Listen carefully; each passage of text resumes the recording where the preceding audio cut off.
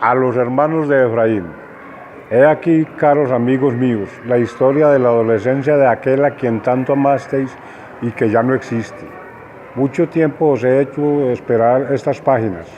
Después de escritas me han parecido pálidas e indignas de ser ofrecidas como un testimonio de mi gratitud y de mi afecto.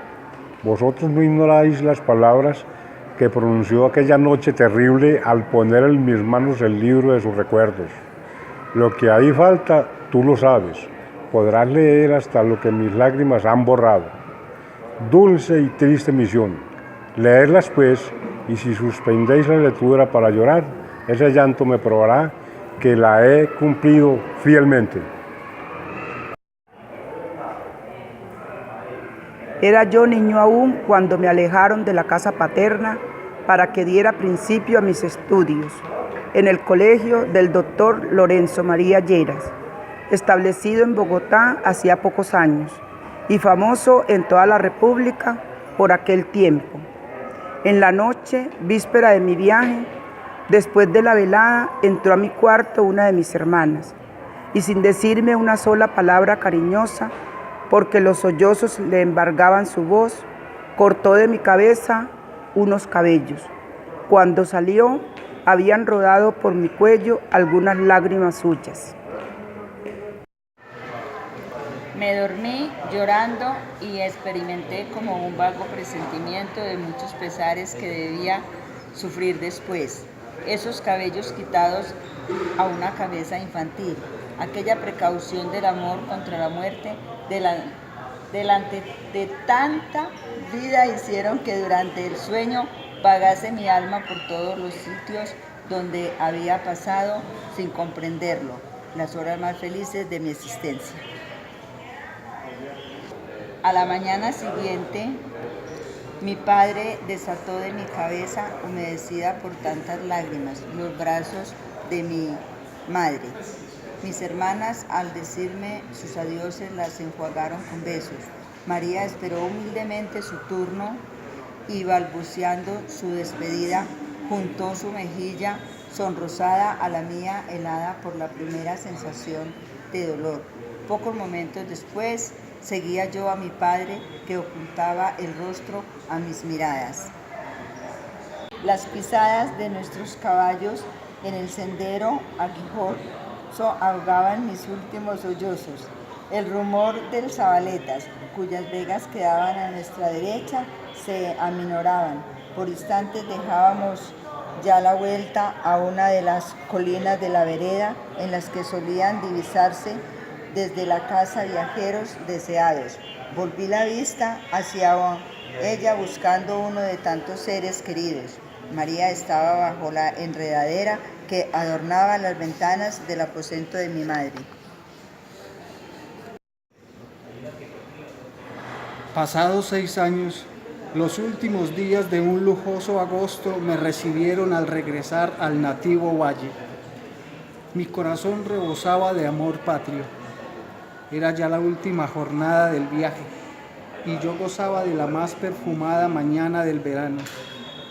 El cielo tenía un tinte azul pálido.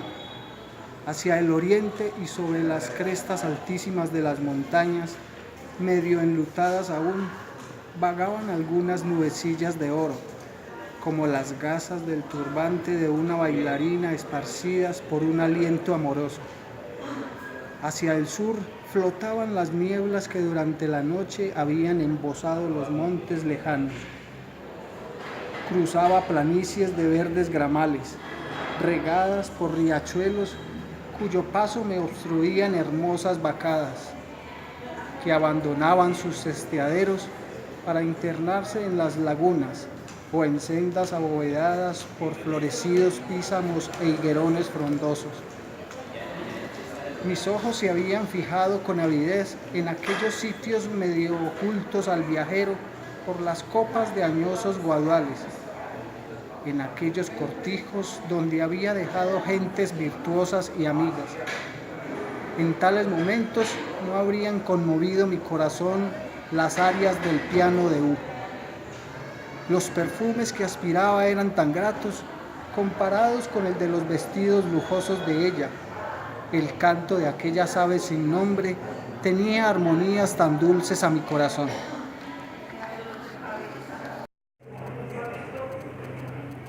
Estaba mudo ante tanta belleza, cuyo recuerdo había creído conservar en la memoria, porque algunos de mis estrofas, admiradas por mis discípulos, tenían de ella pálidas tintas, cuando en un salón de baile inundado de luz, lleno de melodías voluptuosas, de aromas mil mezclados, de susurros de tantos ropajes, de mujeres seductoras, encontramos aquella con quien hemos soñado a los 18 años, y una mirada fugitiva suya quema nuestra frente, y su voz hace enmudecer por un instante toda otra voz para nosotros, y sus flores dejan tras sí esencias desconocidas.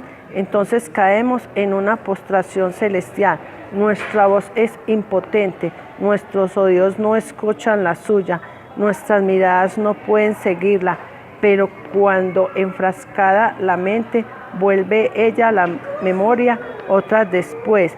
Nuestros labios murmuran en cantares su alabanza, y esa mujer, ese acento, es su mirada, es su leve paso sobre las alfombras, lo que remeda aquel canto que el mundo creerá ideal. Así el cielo, los horizontes, las pampas y las cumbres del Cauca hacen enmudecer a quien los contempla. Las grandes bellezas de la creación no pueden a un tiempo ser vistas y cantadas. Es necesario que vuelva el alma empalidecidas por la memoria infiel. Antes de ponerse el sol, ya había yo visto blanquear sobre la falda de la montaña la casa de mis padres. Al acercarme a ella, contaba con mirada ansiosa los grupos de sus sauces y naranjos, a través de los cuales vi cruzar poco después las luces que se repartían en las habitaciones. Respiraba al fin aquel olor nunca olvidado del huerto que me vio formar. Las herraduras de mi caballo chispearon sobre el empedrado del patio. Oí un grito indefinible. Era la voz de mi madre. Al estrecharme ella en los brazos y acercarme a su pecho, una sombra me cubrió los ojos. Era el supremo placer que conmovía a una naturaleza virgen. Cuando traté de reconocer en las mujeres que veía a la hermana que dejé niña, María, estaba en pie junto a mí y velaban sus ojos anchos párpados orlados de largas pestañas. Fue su rostro el que se cubrió del más notable rubor cuando al rodar mi brazo de sus hombros rozó con su talle y sus ojos estaban humedecidos, aún al sonreír a mi primera expresión afectuosa, como los de un niño cuyo llanto ha acallado una caricia materna. A las 8 fuimos al comedor, que estaba pintorescamente situado en la parte oriental de la casa. Desde él se veían las crestas desnudas de las montañas sobre el fondo estrellado del cielo. Las auras del desierto pasaban por el jardín recogiendo aromas para venir a juguetear con los rosales que nos rodeaban.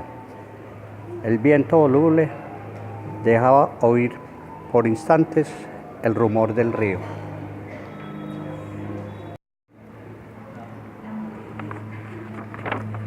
Aquella naturaleza parecía ostentar toda la hermosura de sus noches, como para recibir a un huésped amigo.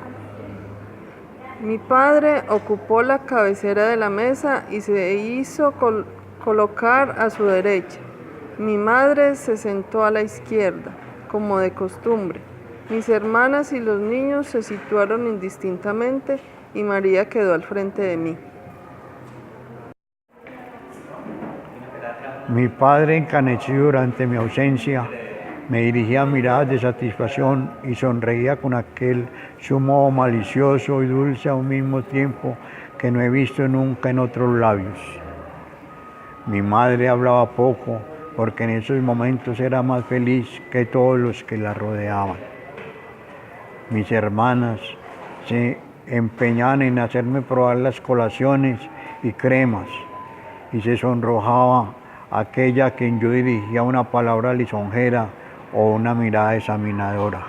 María me ocultaba sus ojos tenazmente, pero pude admirar en ellos la brillantez y hermosura de las mujeres de su raza.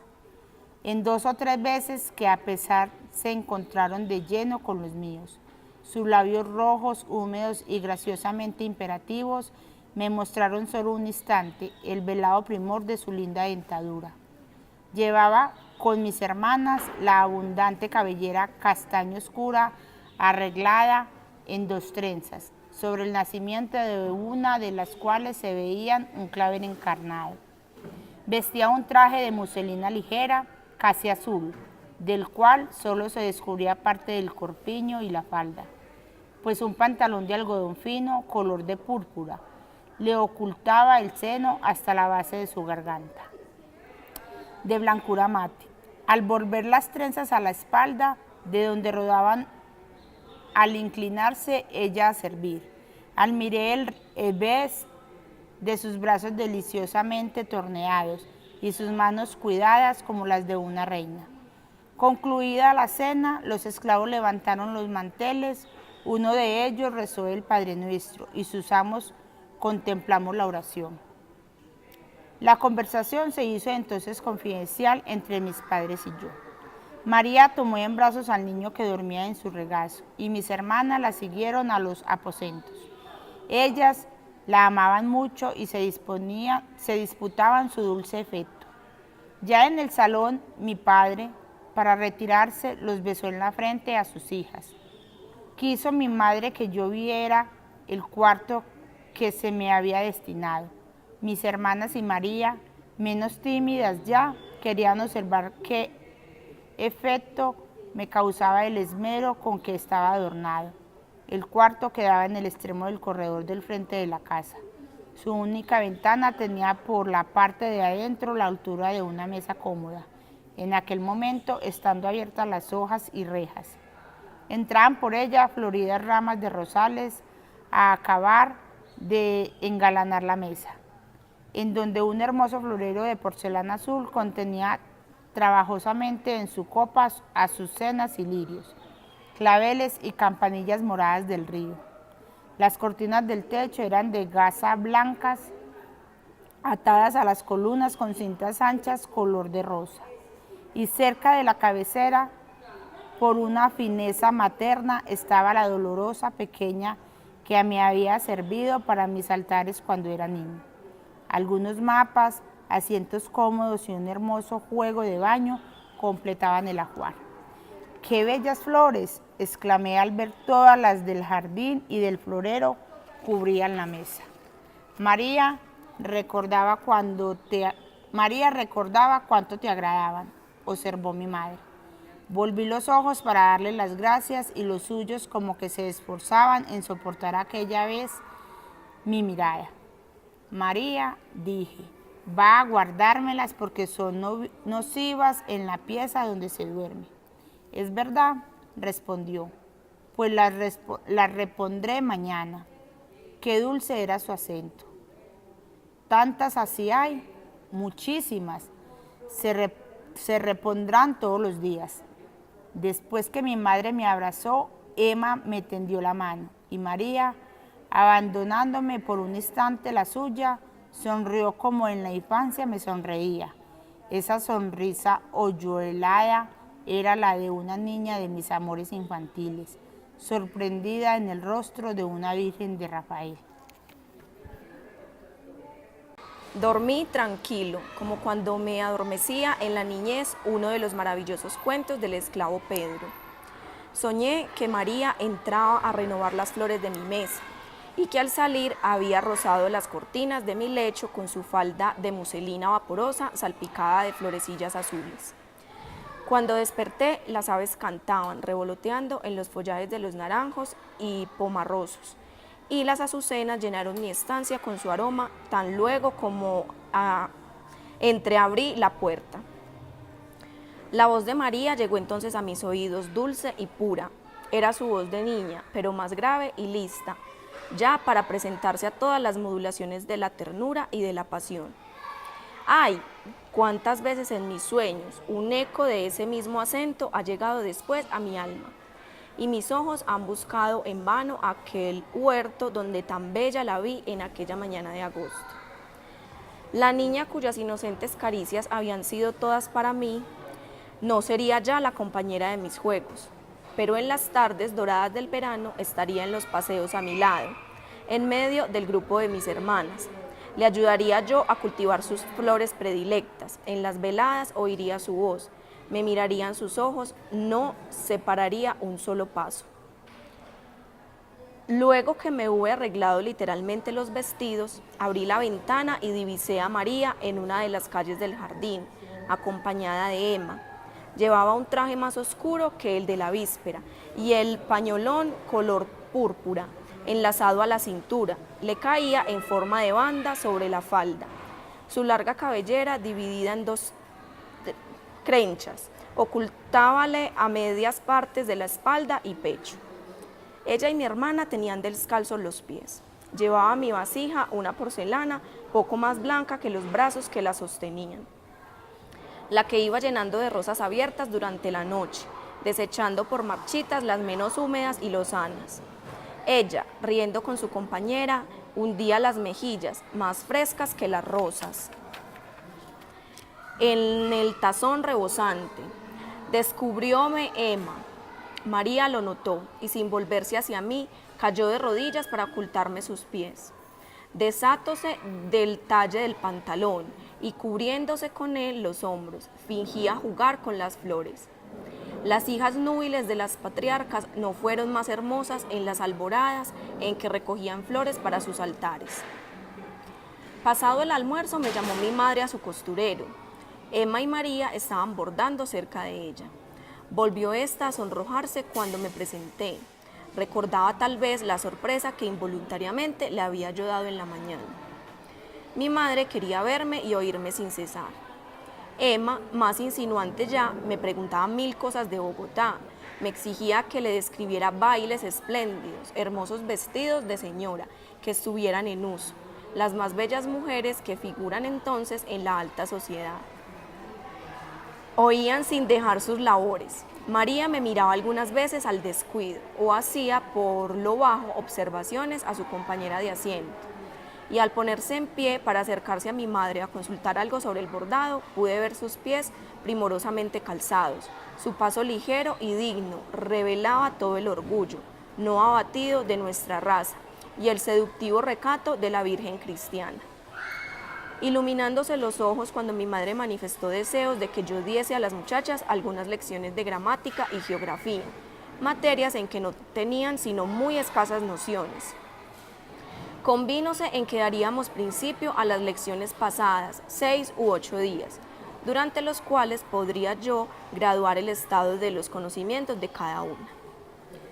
Horas después me avisaron que el baño estaba preparado y fui a él, un frondoso y corpulento naranjo, agobiado de frutos maduros.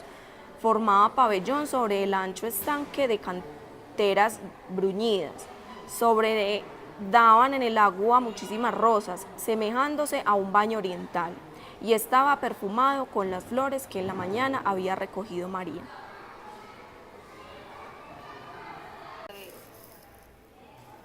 Habían pasado 3 días cuando me convidó mi padre a visitar sus haciendas del valle, y fue preciso complacerlo. Por otra parte, yo tenía interés real a favor de sus empresas.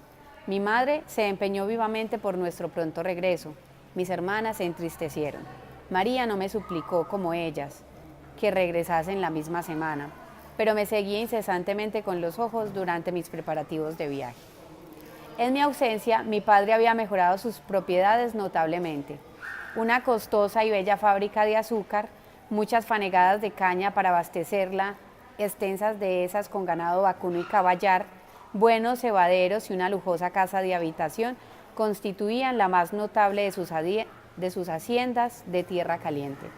Los esclavos, bien vestidos y contentos, hasta donde es posible estarlo en la servidumbre, eran sumisos y afectuosos para con su amo. Hallé hombres a los que niño poco antes me habían enseñado a poner trampas a las chilacoas y guatines en las espesuras de los bosques. Sus padres y ellos volvieron a verme con inequívocas señales de placer.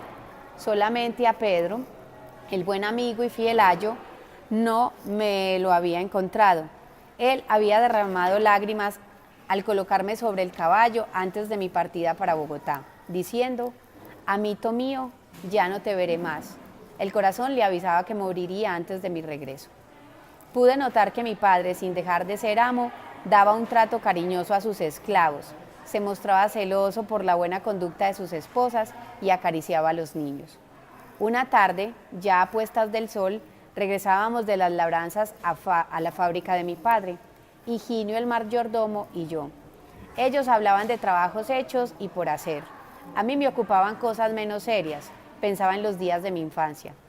El olor peculiar de los bosques recién derribados y las piñuelas en sazón, la greguería de los loros en los guaduales y guayabales vecinos, el tañido lejano del cuerno de algún pastor, repetido por los montes, las castrueras de los esclavos que volvían espaciosamente de las labores con las herramientas al lomo, los arreboles vistos a través de los cañaverales movedizos. Todo me recordaba las tardes en que, abusando mis hermanas, María y yo, de la licencia de mi madre, obtenida a fuerza de tenacidad, nos solazábamos recogiendo guayabas de nuestros árboles predilectos, sacando nidos de piñuelas, muchas veces con grave lesión de brazos y manos, y espiando polluelos de pericos en las cercas de los corrales. Al encontrarnos con un grupo de esclavos, dijo mi padre a un joven negro de notable apostura: ¿con qué, Bruno? ¿Todo lo de tu matrimonio está arreglado para pasado mañana? Sí, mi amo, le respondió quitándose el sombrero junco y apoyándose en el mango de su pala. ¿Y quiénes son los padrinos?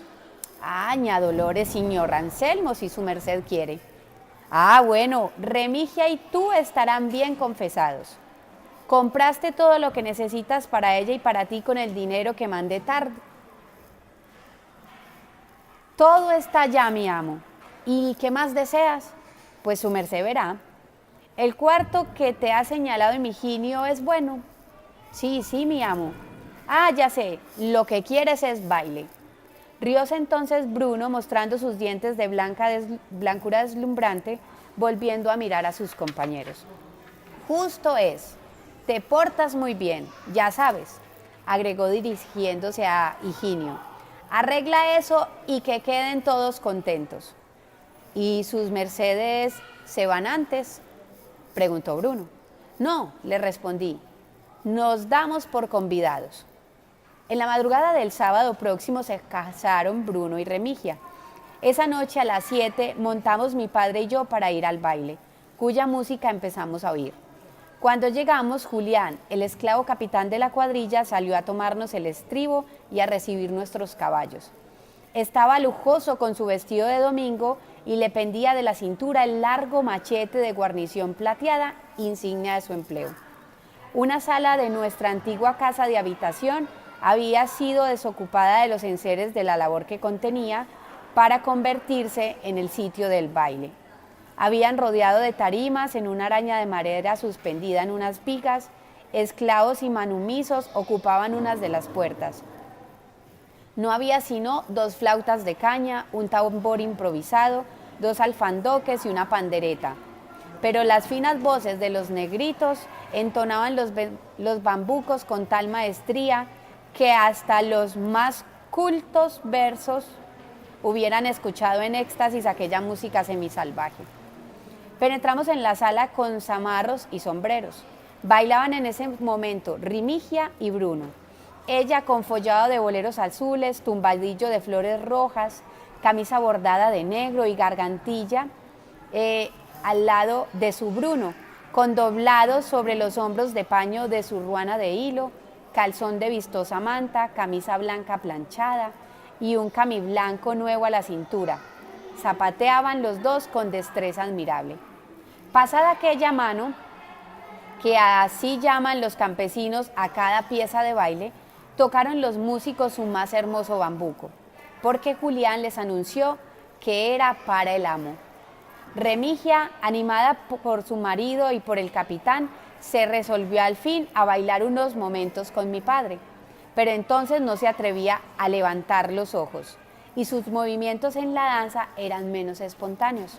Al cabo de una hora nos retiramos. Quedó mi padre satisfecho de mi atención durante la visita que hicimos a las haciendas, mas cuando le dije que en adelante deseaba participar de sus fatigadas, quedándome a su lado, me manifestó, casi con pesar, que se veía en el caso de sacrificar a favor mío su bienestar, cumpliéndose la promesa que me tenía hecha de tiempo atrás de enviarme a Europa a concluir estudios de medicina, y que debía emprender viaje a más tardar dentro de 4 meses. Al hablarme así, su fisonomía se revistió de una seriedad solemne sin afectación, que se notaba en él cuando tomaba resoluciones irrevocables. Esto pasa a la tarde en que regresábamos a la sierra. Empezaba a anochecer y a no haber sido así, habría notado la emoción de que su negativa me causaba. El resto del camino se hizo en silencio. Cuán feliz hubiera yo sido si hubiera podido ver a María, si la noticia de ese viaje no se hubiese interpuesto desde aquel momento entre mis esperanzas y ella.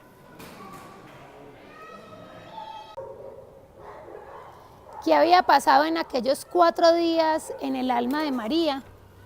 Iba ella a colocar una lámpara en una de las mesas del salón, cuando me acerqué a saludarla, y ya había extrañado no verla en medio del grupo de la familia en la gradería donde acabábamos de montarnos.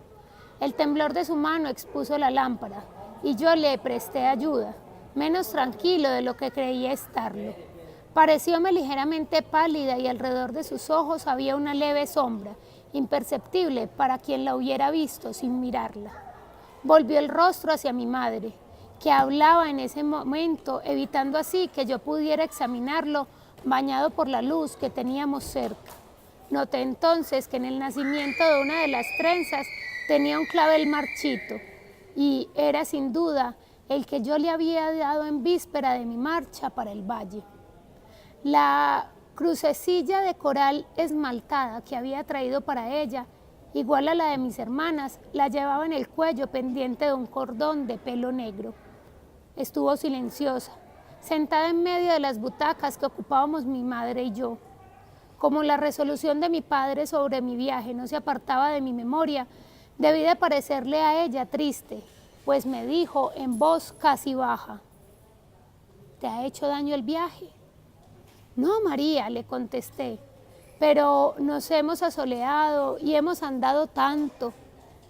Iba a decirle algo más, pero el acento confidencial de su voz, la luz nueva para mí que sorprendí en sus ojos, me impidieron hacer otra cosa que mirarla, hasta que, notando que se avergonzaba de mi involuntaria fijeza de las miradas y encontrándome examinado por una de las de mi padre, más terrible, cuando cierta sonrisa pasajera vagaba en sus labios, salí del salón en dirección a mi cuarto. Cerré las puertas. Allí estaban las flores recogidas por ella para mí. Las ajé con mis besos.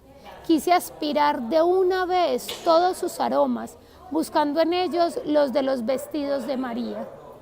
Bañélas con mis lágrimas.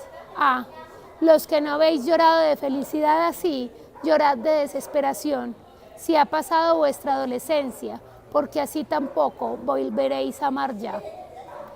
Primer amor, noble orgullo de sentimientos amados, sacrificio dulce de todo lo que antes nos era caro a favor de la mujer querida. Felicidad que comparada para un día con las lágrimas de toda una existencia, recibiríamos como un don de Dios.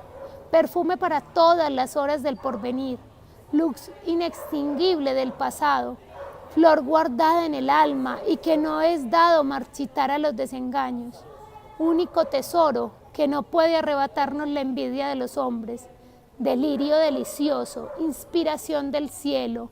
María, María, cuánto te amé, cuánto te amara.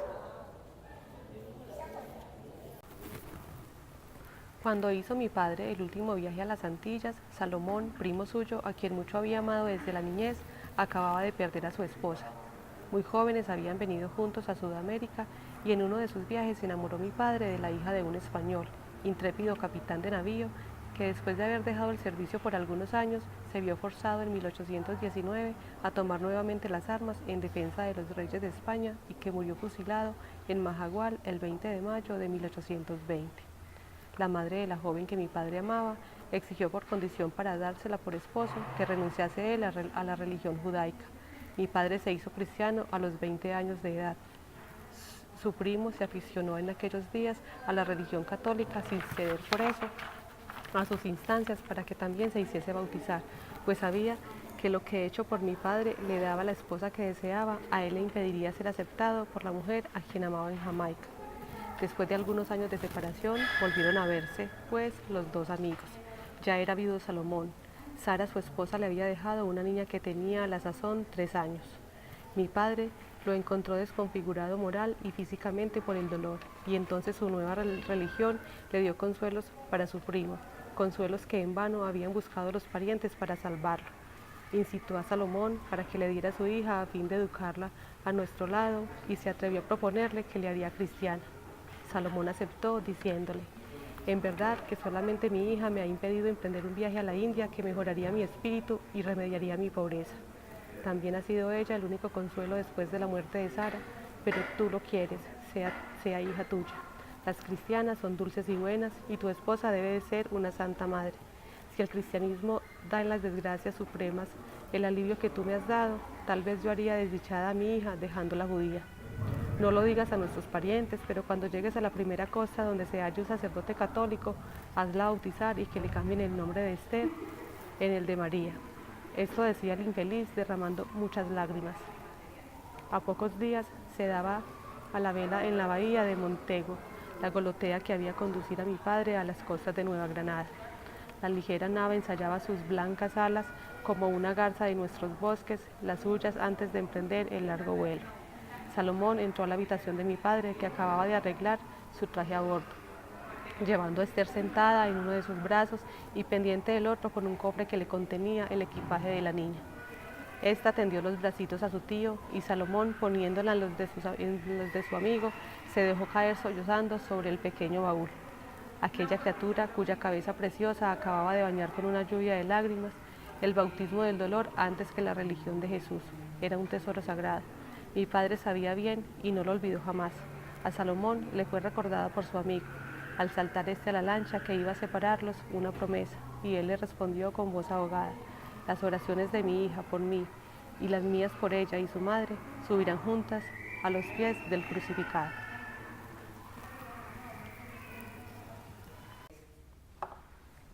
Contaba yo 7 años cuando regresó mi padre y desdeñé los juguetes preciosos que me trajo de su viaje por admirar a aquella niña tan bella, tan dulce y sonriente. Mi madre la cubrió de caricias y mis hermanas la agasajaron con ternura. Desde el momento en que mi padre, poniéndola en el regazo de su esposa, le dijo: esta es la niña de Salomón, el que te envía. Durante nuestros juegos infantiles sus labios empezaron a modular acentos castellanos, tan armoniosos y seductores en una linda boca de mujer y en las risueñas de un niño. Habrían corrido unos 6 años, al entrar yo en una tarde en el cuarto de mi padre. Lo oí sollozar.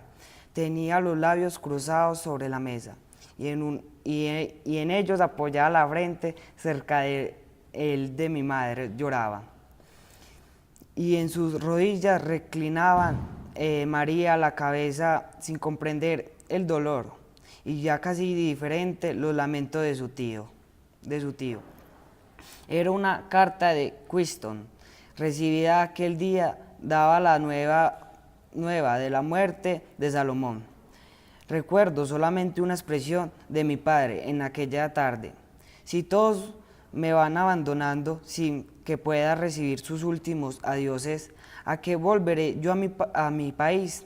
Ay, sus cenizas deberían descansar en una tierra extraña, sin que los vientos del océano en cuyas playas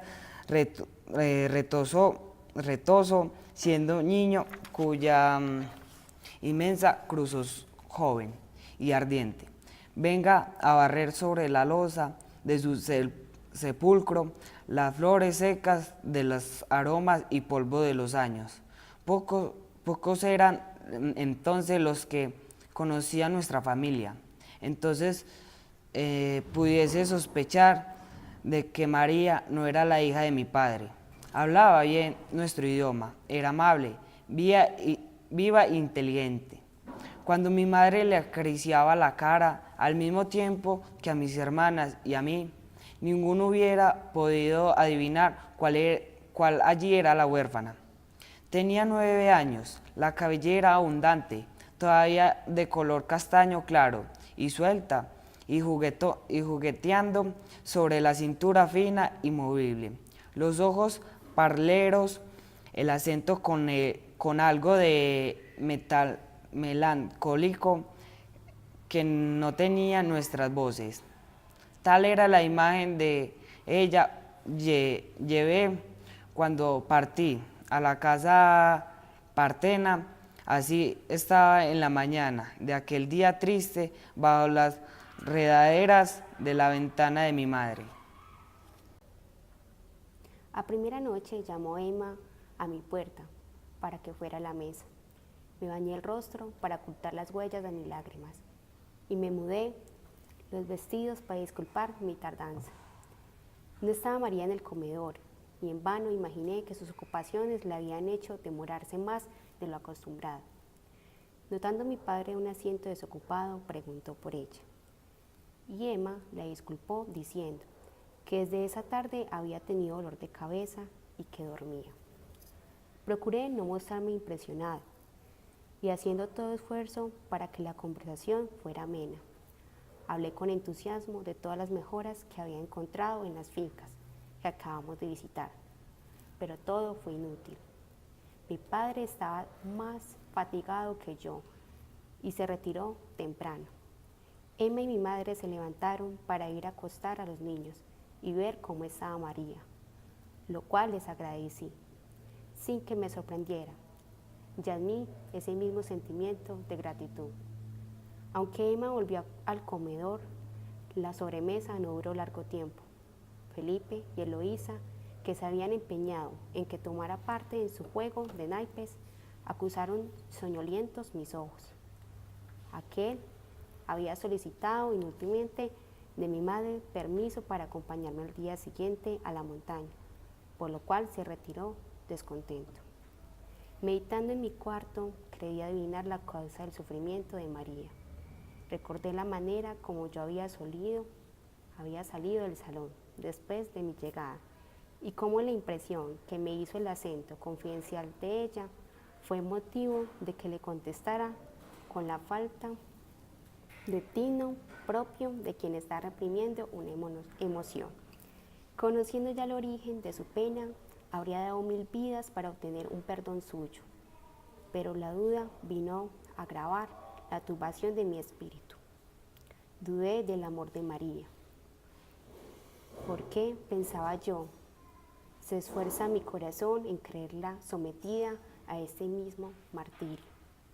Considéreme digno de poseer tanta belleza, tanta inocencia. Écheme en cara ese orgullo que me había ofuscado hasta el punto de creerme por el objeto de su amor, siendo solamente merecedor de su cariño de hermana. En mi locura pensé con menos terror, con placer casi, en el próximo viaje. Levantéme al día siguiente, cuando amanecía. Los resplandores que delineaban hacia el oriente las cúspides de la cordillera central doraban en semicírculos sobre ella algunas nubes ligeras que se desataban las unas de las otras para alejarse y desaparecer. Las verdes pampas y selvas del valle se veían como al través de un vidrio azulado, y en medio de ellas algunas cabañas blancas, humaredas de los montes recién quemados, elevándose en espiral, y alguna vez las revueltas de un río. La cordillera de Occidente, con sus pliegues y senos, semejaba mantos de terciopelo azul oscuro, suspendidos de sus centros por manos de genios velados por las nieblas. Al frente de mi ventana Los rosales y los follajes de los árboles del huerto parecían temer las primeras brisas que vendrían a derramar el rocío que brillaba en sus hojas y flores. Todo me pareció triste. Tomé la escopeta, hice una señal al cariñoso Mayo que, sentado sobre las piernas traseras, me miraba fijamente, arrugada la frente por la excesiva tensión, aguardando la primera orden, y saltando el vallado de piedra, cogí el camino de la montaña. Al internarme, la hallé fresca y temblorosa, bajo las caricias de las últimas auras de la noche. Las garzas abandonaban sus dormideros, formando en su vuelo líneas ondulantes que plateaba el sol, como cintas abandonadas al capricho del viento. Bandadas numerosas de loros se levantaban de los guaduales para dirigirse a los maizales vecinos, y el Dios te dé saludaba al día con su canto triste y monótono desde el corazón de la sierra. Bajé a la vega montuosa del río por el mismo sendero por donde lo había hecho tantas veces 6 años antes. El trueno de su raudal se iba aumentando y poco después descubrí las corrientes. Impetuosas al precipitarse en los saltos, convertidas en espumas hervidoras en ellos, cristalinas y tersas en los remansos, rodando siempre sobre un lecho de peñascos afelpados de musgos, orlados en la ribera por iracales, helechos y cañas de amarillos tallos, plumajes sedosos y semilleros de color púrpura. Detúveme en la mitad del puente, formado por el huracán con un cedro corpulento, el mismo por donde había pasado en otro tiempo. Floridas parásitas colgaban de sus ramas y campanillas azules y tornasoladas bajaban en festones desde mis pies a mecerse en las ondas. Una vegetación exuberante y altiva abovedaba a trechos el río y al través de ella penetraban algunos rayos del sol naciente como por la techumbre rota de un templo indiano abandonado. Mayo aulló, cobarde en la ribera que yo acababa de dejar, y a instancias mías se resolvió a pasar por el puente fantástico, tomando enseguida antes que yo el sendero que conducía a la posesión del viejo José, quien esperaba de mí aquel día el pago de su visita de bienvenida. Después de una pequeña cuesta pendiente y oscura, y atravesar a saltos por sobre el arbolado seco de los últimos derribos del Montañés, me hallé en la placeta sembrada de legumbres, desde donde divisé humeando la casita situada en medio de las colinas verdes, que yo había dejado entre bosques al parecer indestructibles. Las vacas, hermosas por su tamaño y color, bramaban a la puerta del corral buscando sus becerros.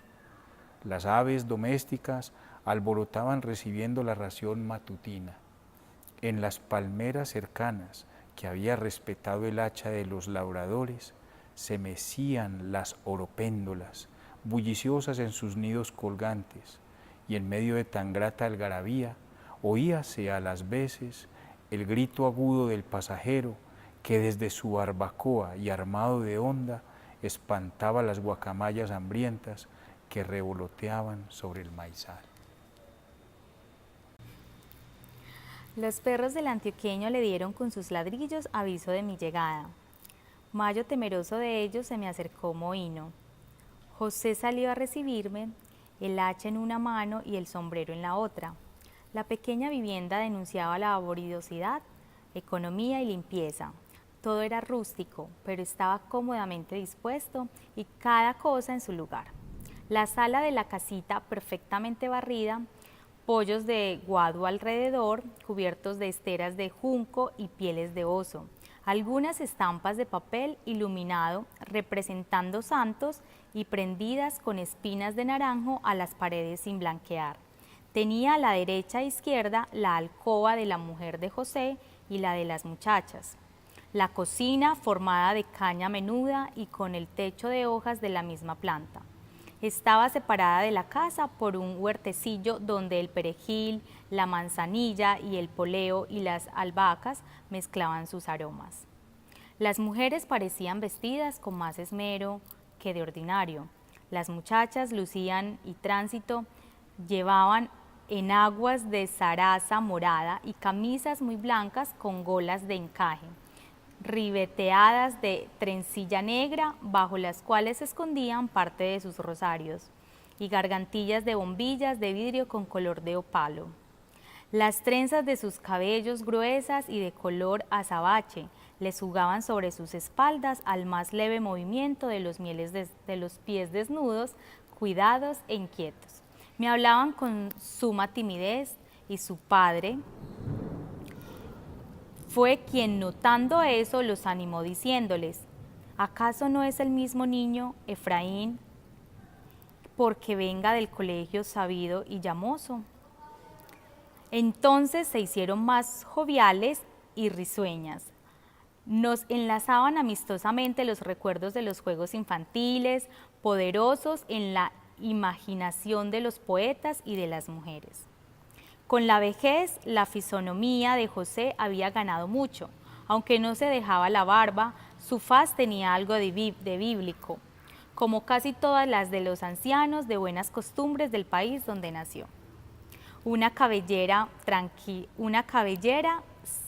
cana y abundante le sombreaba la tostada y ancha frente, y sus sonrisas revelaban tranquilidad del alma. Luisa, su mujer, más feliz que él en la lucha con los años, conservaba en el vestir algo de la manera antioqueña, y su constante jovialidad dejaba comprender que estaba contenta de su suerte. José me condujo al río y me habló de sus siembras y cacerías, mientras yo me sumergía en el remanso diáfano desde el cual se lanzaban las aguas formando una pequeña cascada.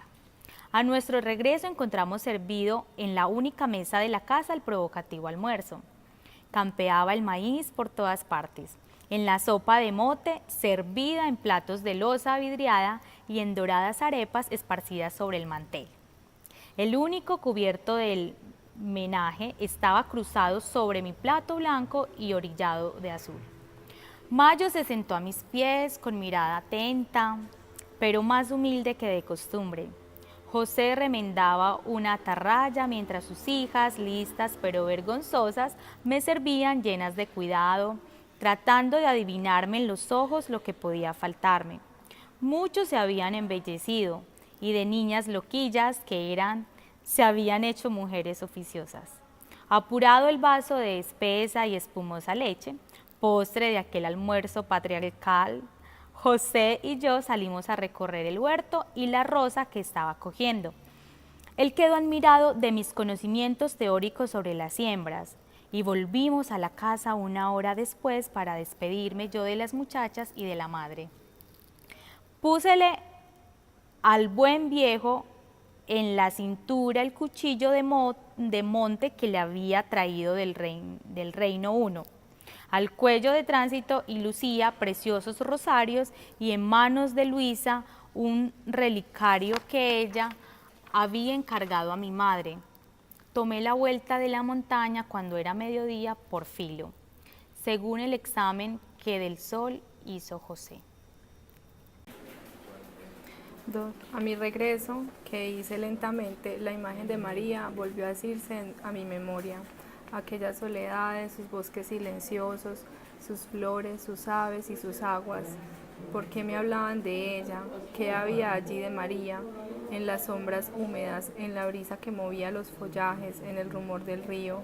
Era que veía el Edén, pero faltaba ella. Era que no podía dejar de amarla, aunque no me amase. Y aspiraba el perfume del ramo de azucenas silvestres que las hijas de José habían formado para mí, pensando yo que acaso merecían ser tocadas por los labios de María. Así se habían debilitado en tan pocas horas mis propósitos de la noche. Apenas llegué a casa, me dirigí al costurero de mi madre. María estaba con ella. Mis hermanas se habían ido al baño. Después de contestarme el saludo, María bajó los ojos sobre la costura. Mi madre se manifestó regocijada por mi vuelta, pues sobresaltados en casa con la demora habían enviado a buscarme en aquel momento. Hablaba con ellas ponderando los progresos de José, y Mayo quitaba con la lengua a mis vestidos los cadillos que se le habían prendido en las malezas. Levantó María otra vez los ojos, fijándolos en el ramo de azucenas que tenía yo en la mano izquierda, mientras me apoyaba con la derecha en la escopeta. Creí comprender que las deseaba, pero un temor indefinible, cierto respeto a mi madre y a mis propósitos de por la noche me impidieron ofrecérselas. Más me deleitaba imaginando cuán bella quedaría una de mis pequeñas azucenas sobre sus cabellos de color castaño luciente. Para ella habían de ser, porque habría recogido durante la mañana azahares y violetas para el florero de mi mesa. Cuando entré a mi cuarto, no vi una flor allí. Si hubiese encontrado enrollada sobre la mesa una víbora, no hubiera yo sentido emoción igual a la que me ocasionó la ausencia de las flores. Su fragancia había llegado a ser algo de espíritu de María que vagaba a mi alrededor en las horas de estudio, que se mecía en las cortinas de mi lecho durante la noche. Ah, con que era verdad que no me amaba, con que había podido engañarme tanto mi imaginación visionaria, y de ese ramo que había traído para ella, ¿qué podía yo hacer? Si otra mujer bella y seductora hubiese estado allí en ese momento, en ese instante de resentimiento contra mi orgullo, de resentimiento con María, a ella le habría dado a condición de que lo mostrase a todos y me embelleciera con él. Lo llevé a mis labios como para despedirme por última vez de una ilusión querida y lo arrojé por la ventana. Hice esfuerzos para mostrarme jovial durante el resto del día. En la mesa hablé con entusiasmo de las mujeres hermosas de Bogotá y ponderé intencionalmente las gracias y el ingenio de mi madre. Se complacía oyéndome. Eloísa habría querido que la sobremesa durara hasta la noche. María estuvo callada, pero me pareció que sus mejillas palidecían algunas veces y que su primitivo color no había vuelto a ellas, así como el de las rosas que durante la noche han engalanado un festín.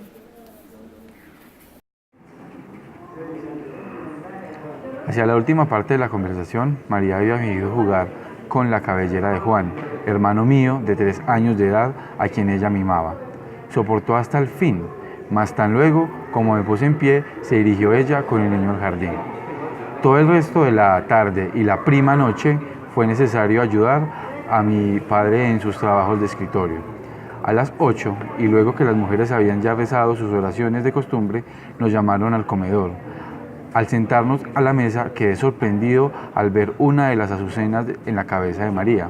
Había en su rostro bellísimo tal aire de noble, inocente y dulce resignación que, como magnetizado por algo desconocido hasta entonces, para mí, en ella, no me era posible dejar de mirar.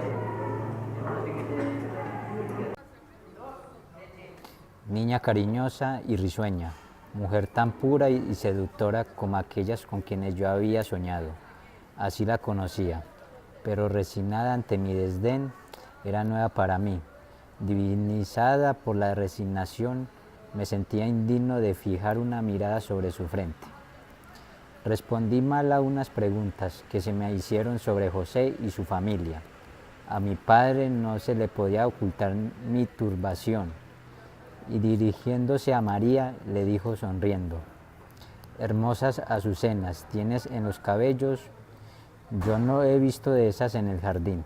María, tratando de disimular su desconcierto, respondió con voz casi imperceptible: es que de estar azucenas solo hay en la montaña.